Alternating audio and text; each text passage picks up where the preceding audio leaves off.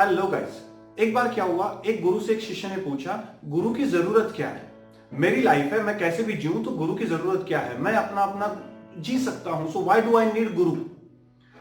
तो उस गुरु ने बहुत सुंदर जवाब दिया था। उस गुरु ने कहा कि सपोज तुम्हें एक जगह पे जाना है, वो डेस्टिनेशन तुम्हें पता है लेकिन तुम्हें ये पता नहीं कि वहां पे कैसे जाना है, तो हाउ डू यू डू? तो आप क्या करते हो? आप जेब में से मोबाइल निकालते हो, मोबाइल पे मैप्स ऑन करते हो, डेस्टिनेशन डाल देते हो, कान में डाल देते हो and you start your journey. उसके बाद वो जो अननोन स्त्री होती है, वो स्त्री आपको बताती हुई जाती है कि हाँ कहां पे जाना है, कैसे जाना है। आपके सामने बहुत सारे ऑप्शन है, उसमें से कौन सा ऑप्शन चूज करना है टुवर्ड्स योर डेस्टिनेशन। तो एग्जैक्टली वही काम जो होता है वो गुरु का होता है। आपका जो करियर होता है, आपका जो भविष्य होता है, वो एक अननोन टेरेन है। आपको ब्रीफली पता है कि आपको कहां पे जाना है, लेकिन वहां पे जाते वक्त कौन कौन से ऑप्शंस लग सकते हैं, कौन से ऑप्शंस मेरे लिए फिजिबल है, कौन से ऑप्शंस मेरे लिए फिजिबल नहीं है, कौन से ऑप्शंस क्या काम करते हैं, ये सारी इंफॉर्मेशन जो है ना, ये सारी इंफॉर्मेशन आपको गुरु की तरफ से आती है। आई एम एक्सपेक्टिंग कि ये मेरे जो वीडियोज हैं, ये वीडियो आपको उसी गुरु की तरह से काम करे कि आपको भविष्य में कौन कौन से ऑप्शंस मिल सकते हैं, आप कौन से ऑप्शन चूज कर सकते हो, कौन से ऑप्शन की वजह से कौन कौन सी अपॉर्चुनिटीज आ सकती हैं, ये सारी चीजें आपको मेरे वीडियोस के थ्रू पता चलेगा। So hello, my name is Kaustubh Deshpande and मेरा क्वालिफिकेशन जो है यहाँ पे कुछ भी नहीं लिखा हुआ है। आपने अगर मेरा पहला वीडियो देखा है, जिस वीडियो में मैंने आपको बोला था कि स्ट्रीम कैसे चूज की जाती है आफ्टर 10th, तो वो वाला जो वीडियो है, वो वाले वीडियो में मैंने मेरा पूरा इंट्रोडक्शन दे चुका हूं। तो यहाँ के लिए सिर्फ मेरा नाम, my name is Kaustubh Deshpande again. आपने अगर मेरा पहला वीडियो नहीं देखा है तो just look at that video. यहाँ पे मैंने उसका लिंक डिस्क्रिप्शन में दिया हुआ है। ये वाला जो वीडियो है वो मेरा पहला वीडियो है, वो वीडियो देखो। इस वीडियो में I am pre assuming that कि आपने वो वीडियो देख के आपकी स्ट्रीम चूज की है और वो स्ट्रीम है साइंस। अगर आपने साइंस स्ट्रीम चूज की है तो आपके पास कौन कौन सी अपॉर्चुनिटीज आती है, इनके बारे में हम यहाँ पे बात करेंगे, ठीक है ना। सो डायरेक्टली मुद्दे पे आ जाते हैं। तो 11th 12th साइंस लेने के बाद आपके लिए बोर्ड एग्जामिनेशन कंपलसरी हो जाती है। जो भी सीबीएसई बोर्ड में हो, स्टेट बोर्ड में हो, आईबी बोर्ड में हो, आईसीएसई बोर्ड में, जिस भी बोर्ड में हो, आपके लिए बोर्ड एग्जामिनेशन कंपलसरी हो जाती है। I am not going to talk about the board examination, उसके बारे में आपको ज्यादा पता है। तो मैं आपको बात करूंगा कि बोर्ड एग्जामिनेशन के साथ अगर मुझे मेरे करियर में एक पर्टिकुलर फील्ड में जाना है तो उसके लिए मुझे बोर्ड एग्जामिनेशन के साथ कुछ और एंट्रेंस एग्जामिनेशंस देनी पड़ती है to get into a very good institution. तो वो वाली एंट्रेंस एग्जामिनेशन के बारे में हम बात करेंगे। तो ब्रीफली मैंने ये जो पूरा वीडियो है, इस वीडियो में मैं कुछ एंट्रेंस एग्जामिनेशन के बारे में बात करूंगा। तो मैं पूरा का पूरा वीडियो जो है ना, मैंने 4 फील्ड्स में डिवाइड किया हुआ है। पहला फील्ड है इंजीनियरिंग, उसमें कौन सी एंट्रेंस एग्जामिनेशन आती है। उसके बाद मेडिकल, उसमें कौन सी आती है। इंजीनियरिंग मेडिकल नहीं करना है, बेसिक साइंसेस में जाना है, तो बेसिक साइंसेस के लिए कौन सी एंट्रेंस एग्जामिनेशन आती है। एंड ऑदर्स यानी इंजीनियरिंग मेडिकल बेसिक साइंसेस कुछ भी नहीं करना है, I want to do something else, तो उनके लिए कौन सी एंट्रेंस एग्जामिनेशन है, उनके बारे में बात करेंगे हम लोग। मैं यहाँ पे सबसे पॉपुलर एंट्रेंस एग्जामिनेशन के बारे में बात कर रहा हूं। मैं जो भी एंट्रेंस एग्जामिनेशन के बारे में बात करूंगा उससे शायद कई ज्यादा एंट्रेंस एग्जामिनेशन हो सकती है। मैं उन एंट्रेंस एग्जामिनेशन के बारे में बात करूंगा जो एंट्रेंस एग्जामिनेशन जो है सबसे ज्यादा पॉपुलर है। सो शुरू करते हैं। तो सबसे पहले इंजीनियरिंग में अगर आपको करना है, आप यू हैव डिसाइडेड कि मुझे इंजीनियरिंग करना है, कौन सा इंजीनियरिंग करना है that is a question of after 12th। लेकिन इंजीनियरिंग करना है तो उसके लिए कौन कौन सी एंट्रेंस एग्जामिनेशन आती है, उनके लिए बात करेंगे। तो इमीडिएटली आपके दिमाग में सबसे पहला नाम आ जाता है जेई। ये जो जेई एग्जामिनेशन है, ये 2 पार्ट में होती है, JEE mains and JEE advance. JEE mains और जेई एडवांस दोनों क्रैक करने के लिए आपको अगर प्रिपरेशन करना है तो सबसे पहले एलिजिबिलिटी होती है, not for the entrance examination, लेकिन अगर आप एंट्रेंस एग्जामिनेशन क्रैक करते हो तो आगे इंजीनियरिंग में एडमिशन के लिए आपको एलिजिबिलिटी क्राइटेरिया होता है 12th साइंस पास, ठीक है। 12th साइंस की बोर्ड एग्जामिनेशन पास करनी पड़ती है। So that is the eligibility after cracking the entrance examination. Entrance examination के लिए एलिजिबिलिटी नहीं है, क्रैक करने के बाद एडमिशंस के लिए आफ्टर 12th आपको एलिजिबिलिटी लगती है, आपको 12th बोर्ड्स पास करना पड़ता है। So which is a compulsory criteria. ये क्राइटेरिया होता है। एंट्रेंस एग्जामिनेशन जो होती है, जेई मेंस, जेई एडवांस, अगर जेई मेंस भी क्रैक करते हो, जेई एडवांस भी क्रैक करते हो, तो आपके लिए पूरे इंडिया में 23 आईआईटीज ओपन हो जाते हैं।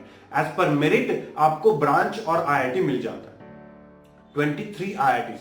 सपोज ये हुआ कि जेई मेंस क्रैक हो गया लेकिन जेई एडवांस क्रैक नहीं कर पाए, तो जेई मेंस क्रैक करने के बाद भी आपके लिए बहुत सारे इंस्टीट्यूट्स पूरे पैन इंडिया ओपन हो जाते हैं, which are national level institutes. तो कौन कौन से इंस्टीट्यूट ओपन हो जाते हैं? अगर मैं जेई मेंस क्रैक करता हूं और जेई एडवांस क्रैक नहीं कर पाता तो मेरे लिए 21 एनआईटीज ओपन हो जाते हैं, ठीक है, सॉरी 31 एनआईटीज ओपन हो जाते हैं। 31 NITs यानी नेशनल इंस्टीट्यूट ऑफ टेक्नोलॉजीज हैं, उसके बाद 21 IIITs, ट्रिपल ITs जिनको बोला जाता है, Indian institute of information technologies, ये ओपन हो जाते हैं, प्लस बहुत सारे नेशनल लेवल इंस्टीट्यूट्स हैं कि जो ओपन हो जाते हैं आपको जेईई मेंस क्रैक करने के बाद। प्लस अगर आप महाराष्ट्र स्टेट में हो तो महाराष्ट्र स्टेट में कुछ गवर्नमेंट कॉलेजेस छोड़ के सारे प्राइवेट कॉलेजेस जेईई मेंस का स्कोर एक्सेप्ट करते हैं। तो इतने सारे अपॉर्चुनिटीज आपको जेईई मेंस क्रैक करने के बाद मिल जाती हैं। जेईई मेंस का और जेईई एडवांस का सिलेबस होता है एनसीईआरटी का सिलेबस।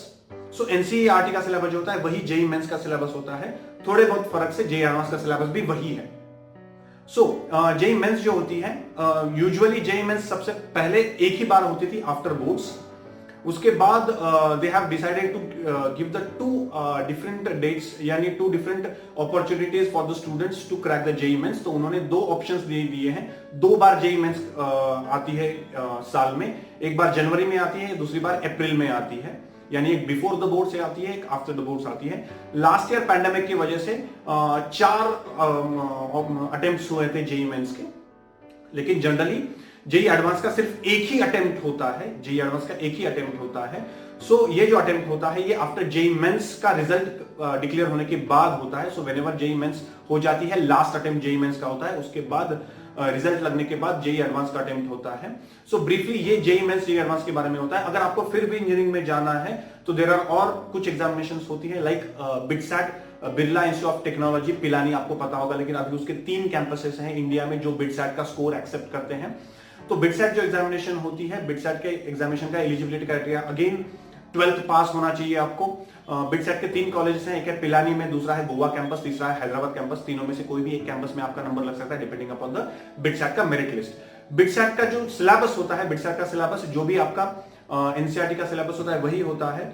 सो इंजीनियरिंग में जाने के लिए whether JEE mains, JEE advance, BITSAT, आपको 3 ही सब्जेक्ट्स देने पड़ते हैं, that is PCM, physics, chemistry and mathematics, ये 3 सब्जेक्ट्स लगते हैं। तो बिटसैट में भी यही 3 सब्जेक्ट्स होते हैं, प्लस आपको एक इंग्लिश और एप्टीट्यूड वाला सब्जेक्ट आता है बिटसैट में।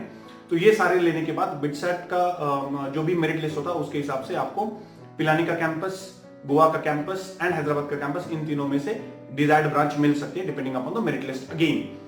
सो जेईई मेंस और जेईई एडवांस जो होती है इनके बीच में समवेयर ब्रीफली बिटसैट के डेट्स आते हैं। सो ऑलरेडी अगर आप जेईई मेंस के लिए प्रिपेयर्ड हो तो बिटसैट देना बहुत ज्यादा आसान हो जाता है if you are good in English and aptitudes. उसके बाद एक वेलोर इंस्टीट्यूट ऑफ टेक्नोलॉजी है, उसका भी एंट्रेंस एग्जामिनेशन होता है, उसका भी एंट्रेंस एग्जामिनेशन जेईई मेंस और जेईई एडवांस के बीच में आता है। इसका भी एलिजिबिलिटी क्राइटेरिया सेम है, 12th पास। कॉलेजेस उसके मल्टीपल कैंपसेस हैं, 5 से 6 कैंपसेस हैं, लेकिन उसमें से अच्छे कैंपसेस बोले जाते हैं जो वेल्लोर का बेसिक कैंपस है उनका वो, और चेन्नई का कैंपस। बाकी कैंपसेस भी अच्छे हैं, लेकिन एज पर माय इंफॉर्मेशन ये 2 कैंपस ज्यादा प्रेफर्ड होते हैं। इसका भी जो सिलेबस होता है वो भी एनसीईआरटी का सिलेबस होता है। डिफिकल्टी लेवल जेईई मेंस से थोड़ा सा नीचे वाला होता है। So if you are prepared for JEE mains तो आप वीआईटी क्रैक करने के भी आपके चांसेस बढ़ जाते हैं। वैसे और बहुत सारे कॉलेजेस हैं जो अपना अपना एंट्रेंस एग्जामिनेशंस लेते हैं, दैट इज एसआरएम यूनिवर्सिटी है उनका खुद का है, अमिटी यूनिवर्सिटी है उनका खुद का है। सो बहुत सारे कॉलेजेस हैं, लेकिन ये सारे कॉलेजेस अपने अपने लेवल पे एंट्रेंस एग्जामिनेशन लेते हैं, तो उनको उनके बाकी डिटेल्स आपको उनकी साइट पे मिल जाएंगे। तो ये जो सारे एंट्रेंस एग्जामिनेशन बोली, ये नेशनल लेवल कॉलेजेस इंजीनियरिंग के जो है वहां पे जाने के लिए है। अगर आपको सपोज नेशनल लेवल कॉलेजेस में नहीं जाना, if you are focusing for the state level colleges, like बहुत सारे महाराष्ट्र के बच्चे जो हैं वो ज्यादा से ज्यादा पुणे, मुंबई या फिर government colleges in the Maharashtra या इसको फोकस करते हैं, तो उनके लिए एक एंट्रेंस एग्जामिनेशन होता है जो स्टेट लेवल पे एंट्रेंस एग्जामिनेशन होता है, दैट इज एमएचटी सीईटी। ठीक है ना। सो ये जो एमएचटी कॉमन एंट्रेंस टेस्ट होती है, इसका एलिजिबिलिटी क्राइटेरिया अगेन 12th पास होता है। ये बोर्ड्स को रेस्ट्रिक्ट नहीं करता है, बोर्ड्स कौन सा भी हो आपका, सीबीएसई फिर भी आप एमएचटी सीईटी दे सकते हो, आपका आईबी बोर्ड है फिर भी एमएचटी सीईटी दे सकते हो। So doesn't restricted to any board, आपको सिर्फ 12th पास होना चाहिए from the recognised board in India. इसकी वजह से आपको पूरे महाराष्ट्र के सारे private and government colleges open हो जाते हैं।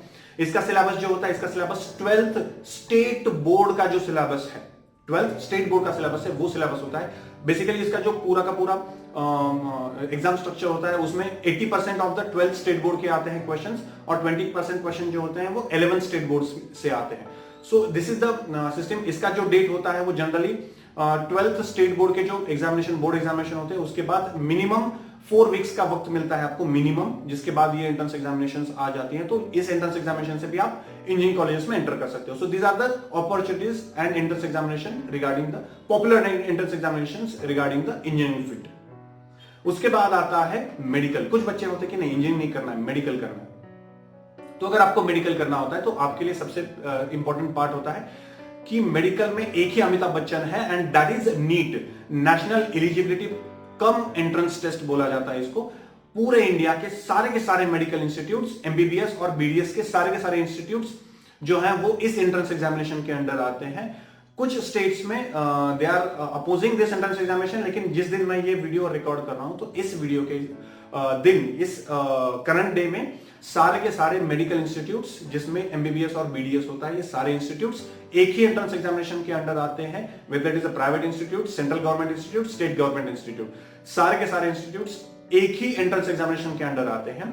इसका एलिजिबिलिटी क्राइटेरिया होता है कि फिजिक्स, केमिस्ट्री, बायो, मैथ्स है नहीं है डजंट मैटर, लेकिन फिजिक्स, केमिस्ट्री, बायो लेके आपको 12th पास किया होना चाहिए। एंड ये एंट्रेंस एग्जामिनेशन अगर आप क्रैक करते हो तो आपको मेडिकल इंस्टीट्यूट्स में एडमिशन मिल जाता है depending upon the merit list. ये जो एंट्रेंस एग्जामिनेशन होता है, अगेन इसका भी सिलेबस वही होता है, एनसीईआरटी का सिलेबस फॉलो करते हैं, सीबीएसई का सिलेबस फॉलो करती है। नेशनल लेवल की एक ही एंट्रेंस एग्जामिनेशन है, there is no state level entrance examination for the medical institutes. सारे के सारे मेडिकल इंस्टीट्यूट जो है वो आईएमए के अंडर आते हैं, इंडियन मेडिकल एसोसिएशन के अंडर आते हैं। तो एनटीए, नेशनल टेस्टिंग एजेंसी ही ये एंट्रेंस एग्जामिनेशन कंडक्ट करती है, there is no state level examination. So एक ही अमिताभ बच्चन, नीट। तो अगर आपको प्रिपेयर करना है मेडिकल के लिए तो आपको ये एंट्रेंस एग्जामिनेशन देनी पड़ती है। ये एंट्रेंस एग्जामिनेशन एक ही बार आती है पूरे साल में। इट इज ये आती है आफ्टर द बोर्ड्स के बाद आती है। अराउंड आपको 5 to 6 वीक का टाइम मिलता है इस एंट्रेंस एग्जामिनेशन को प्रिपेयर करने के लिए। वैसे 2 साल मिलते हैं, लेकिन आफ्टर द बोर्ड्स आपको 5 to 6 वीक का गैप मिलता है टू अटेम्प्ट दिस एग्जामिनेशन। ये एग्जामिनेशन ऑफलाइन होती है, unlike JEE mains, JEE advance, जो भी इंजीनियरिंग के एंट्रेंस एग्जामिनेशन के बारे में मैंने बात किया, सारी ऑनलाइन है। नीट अभी तो ऑफलाइन है। सो जिस दिन मैं ये वीडियो रिकॉर्ड कर रहा हूं तो अभी के लिए तो the NEET examination is offline यानी पेन पेपर। उसके बाद कुछ बच्चे ऐसे होते हैं कि they are not focusing on any of the engineering और मेडिकल एग्जामिनेशन। नहीं सर, हमें ना प्रॉपर बेसिक साइंसेस में एडमिशन लेना है। अगर बेसिक साइंसेस के लिए जाना है तो there is a very popular and very awesome examination that is called as KVPY, Kishore Vaigyanik Protsahan योजना। ये जो एंट्रेंस एग्जामिनेशन है, ये एंट्रेंस एग्जामिनेशन आपको आइसर्स के दरवाजे ओपन करके देती है। Eicher, Indian institutes of science education and research, IISER, ठीक है ना। तो ये जो इंस्टीट्यूट्स हैं, ये इंस्टीट्यूट्स इंजीनियरिंग में जो IITs का रुतबा रेपुटेशन है, वही रेपुटेशन है केवीपी आइसर्स का बेसिक साइंसेस में। ये आपको BSMS डिग्री देती है, बैचलर इन साइंस और मास्टर्स इन साइंस, PhD तक जा सकते हो आप लोग। तो यहाँ पे सारे बेसिक साइंसेस जो होते हैं, फिजिक्स है, केमिस्ट्री है, बायोलॉजी है, मैथमेटिक्स है, तो इनके साइंसेस के डिग्री कोर्सेस यहाँ पे चलते हैं। आइसर्स टोटल इंडिया में 7 आइसर्स हैं, और वो जो सारे 7 आइसर्स हैं, उन सारे के सारे आइसर्स का पेरेंट बॉडी है IISc Bangalore, Indian institute of sciences Bangalore जो है, ये इन सारे आइसर्स का बेसिक पेरेंट बॉडी है। अब ये जो आइसर्स हैं, इन आइसर्स का सिलेबस क्या होता है? तो इन आइसर्स का सिलेबस होता है अगेन NCERT का सिलेबस। यही आइसर जो होते हैं, इनके आप आइसर में जाने के लिए 3 बेसिक वेज होते हैं जिनकी वजह से आप आइसर्स में जा सकते हो। एक होता है 11th में एग्जामिनेशन, दूसरा होता है 12th में एग्जामिनेशन, एक होता है 12th के बाद वाला एग्जामिनेशन। 3 एग्जामिनेशन। 11th का एग्जामिनेशन जो होता है वो एग्जामिनेशन नवंबर में आता है। 12th का जो एग्जामिनेशन होता है वो भी नवंबर में आता है, और 12th के बाद का एग्जामिनेशन जो होता है वो आपके 12th बोर्ड्स के रिजल्ट लगने के बाद आता है। मैं आपको एक एक बताता हूं। 11th का एग्जामिनेशन जो होता है उसमें सब्जेक्ट्स होते हैं PCMB, चारों के चारों सब्जेक्ट्स होते हैं जिनका एग्जामिनेशन होता है। इसका सिलेबस होता है आपका 11th तक का PCMB का सिलेबस, 11th तक का PCMB का सिलेबस। उसके बाद आप 12th में अगर आप KVPY अटेम्प्ट कर रहे हो तो 12th में अटेम्प्ट करने के लिए आपको PCM PCB दोनों में से कोई भी एक चूज कर सकते हो, नॉट नेसेसरी कि चारों चूज करने हैं। PCM चूज कर सकते हो, PCB चूज कर सकते हो। आफ्टर 12th वाला जो एग्जामिनेशन होता है, आफ्टर 12th के एग्जामिनेशन में आपको PCM PCB चूज कर सकते हो, लेकिन वो एग्जामिनेशन जो होता है वो आपके बोर्ड के रिजल्ट के बाद लगता है। The reason is you will be eligible for that examination not 11th-12th का, आफ्टर 12th वाला जो एग्जामिनेशन है उसके लिए उसे बोला जाता है आइसर एप्टीट्यूड टेस्ट, आईआईटी बोला जाता है। वो जो एंट्रेंस एग्जामिनेशन होता है उसको एलिजिबल होने के लिए आपको आपका जो भी बोर्ड एग्जामिनेशन होता है, बोर्ड एग्जामिनेशन में आपको आपके जोन में टॉप 1% में होना कंपलसरी होता है। then and then only you are eligible for that particular examination, IIT IISER entrance examination।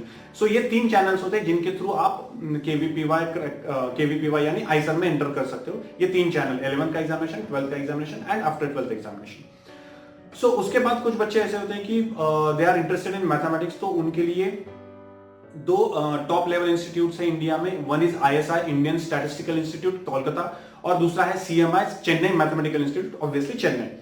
तो ये जो 2 ये होते हैं, यहाँ पे आप जाने के लिए आपको उनके इंडिविजुअल एंट्रेंस एग्जामिनेशंस देने पड़ते हैं, जिनका डिटेल्स आपको उनकी वेबसाइट पे मिल जाता है। उसके बाद एक एंट्रेंस, ऐसे बहुत सारे इंस्टीट्यूट्स हैं बेसिकली कि जो बेसिक साइंसेस का देता है। और एक इंस्टीट्यूट है IOP institute of physics Bhubaneswar, उसका भी खुद का एंट्रेंस एग्जामिनेशन होता है। उसके डिटेल जो है वो आपको उसकी साइट पे मिल सकते हैं। तो ऐसे नंबर ऑफ एग्जामिनेशंस हैं कि जिनके थ्रू आप बेसिक साइंस में जा सकते हो, लेकिन मेरा रिकमेंडेशन ये रहेगा कि you should go through KVPY, because KVPY आपको जितने ज्यादा एक्सपोजर देता है, जितनी ज्यादा अपॉर्चुनिटी देता है, no other basic science institute can give. उसका चौथा पार्ट है, अभी हमारे वीडियो का चौथा पार्ट है कि जिसमें सर मुझे साइंसेस में जाना ही नहीं है, I don't want to do anything in India.